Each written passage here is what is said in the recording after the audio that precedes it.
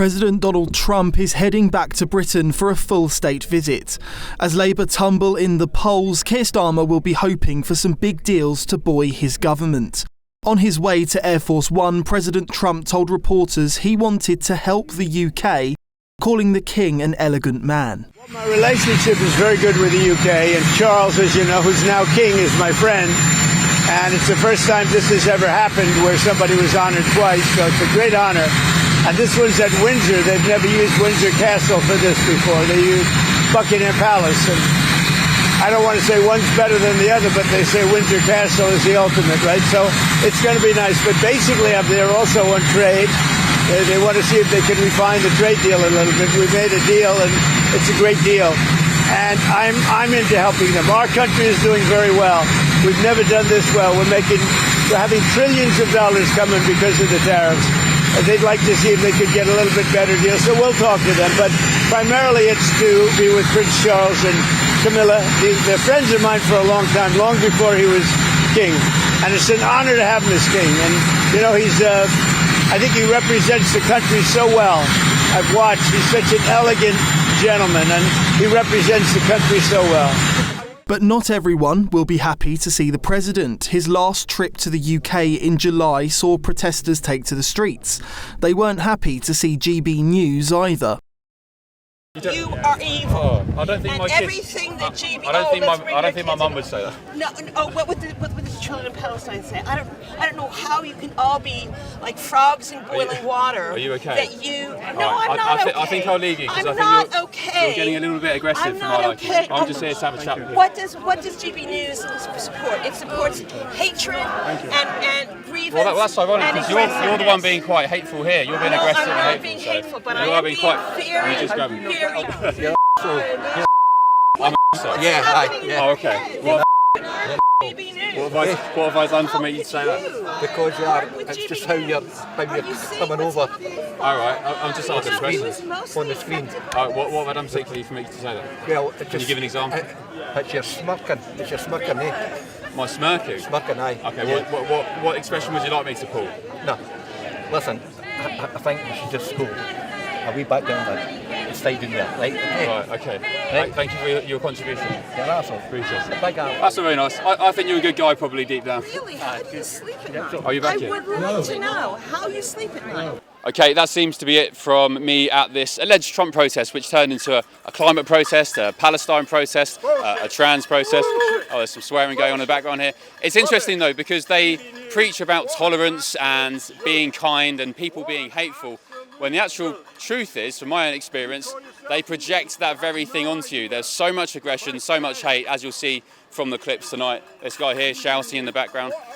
There's no hate. It's love and peace for humanity and for the rights of Palestinian people. No hate whatsoever. Yeah. An objection, certainly, to the genocide. Yeah, okay. Absolutely. Thank you. Appreciate it. Big difference. Alex, would you like a quick chat? Not really, not with the likes of you. Well, you're shouting expletives in the background. Yes, I know. Well, no, they weren't really expletives. Well, you call it yeah, well, you are a bit of a you know. Yeah.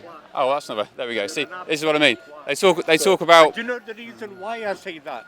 Right, is because you are a fascist, you are a racist, and that's all you can talk.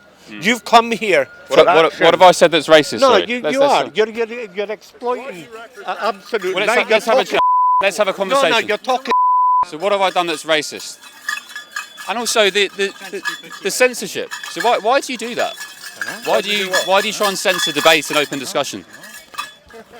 You would know about that, wouldn't you? Yeah, absolutely. Well, I'm here trying to have a conversation with you guys, but you're covering cameras. Yeah. So, where has he gone? What have I said that's racist? What were you just saying there? What did I say? What were you just saying there? You were talking about that this demonstration is supposed to be peaceful. Yeah. Was it not peaceful? Well, there was a chant of death to the IDF, which Police Scotland are looking into now. Somebody else was calling me. Somebody else said that I deserved to have a smack. I called you. Yeah, well, that's not very peaceful, is it? No. Oh, so you just contradicted yourself. No, but what's happening in Palestine is not really good either. Protests are expected with the Stop the Trump coalition planning to take to the streets. But security is tight in the wake of Charlie Kirk's assassination. Fences have gone up around Windsor Castle and Trump will travel by helicopter rather than car, so he may just bypass any organised opposition. Hello, I'm Bev Turner. Now, it can feel like the money in our bank accounts at the moment does not keep up with the cost of living, and maybe there's a solution.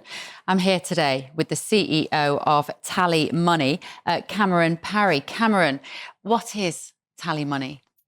Well, Bev, with TallyMoney, you get a current account and a debit card, but instead of pounds, you use milligrams of gold as your everyday money. So why gold? Gold traditionally is a great store of value. It has, on average, gone up at over 11% per annum for the last 25 years against the pound.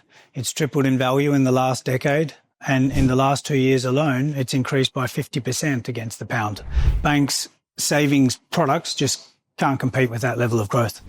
But this isn't just about gold. This is about a currency that you guys have created at TallyMoney. Explain it to me as though I'm an idiot. So, look, people need to be able to hold their earnings and build their savings in a money that retains its value and remains in their legal control and remains theirs to access, away from government control. Great. You had me at not exposed to government control. You should feel safe and happy with your money. You should have peace of mind the more money you see in your bank balance, and that's the type of thing we're trying to deliver, and give people choice in the type of money they get to use every day.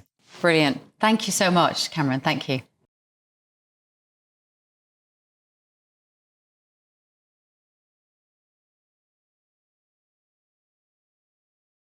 Will Geddes said the security is a monumental operation. This is, over the next couple of days, going to be a monumental security operation that is going to involve, as you mentioned, Eamon, many, many different facets. And especially at a time where we're extremely volatile protests, and certainly in terms of the position of the United Kingdom on the world stage, the world will be watching over the next 2 days as to how well we secure President Donald Trump when he comes to visit. And I imagine this is something that is being reviewed all the time, especially in light of the Charlie Kirk assassination last week.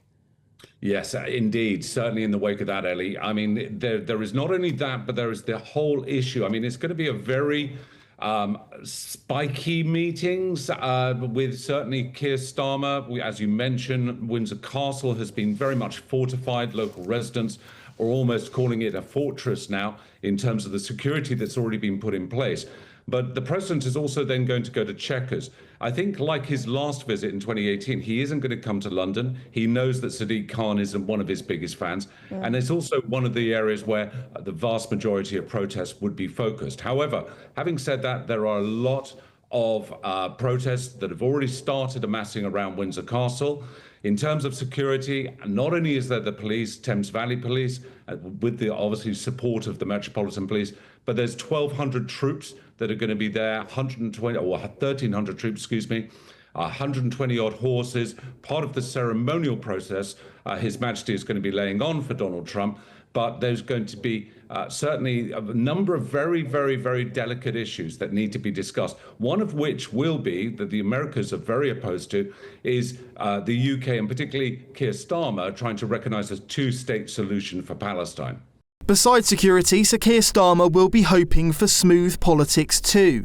With the scandal of ex-US Ambassador Peter Mandelson's close relationship with convicted paedophile Jeffrey Epstein still lingering, the Prime Minister will be hoping not to be asked any awkward questions in front of the President, says Fraser Myers.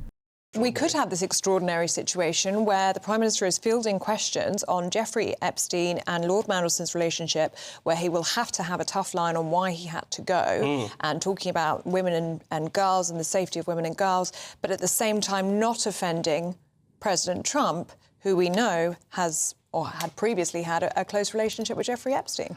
And Trump, like Mandelson, is in this excruciatingly embarrassing birthday book that was compiled by Ghislaine Maxwell on behalf of Jeffrey Epstein for his 50th birthday. That's going to be an extraordinary tightrope to walk, and I don't think it's one that our Prime Minister, who is not, let's face it, he's not a great off-the-cuff speaker. He likes to have every word prepared for him. I think he's going to really struggle there.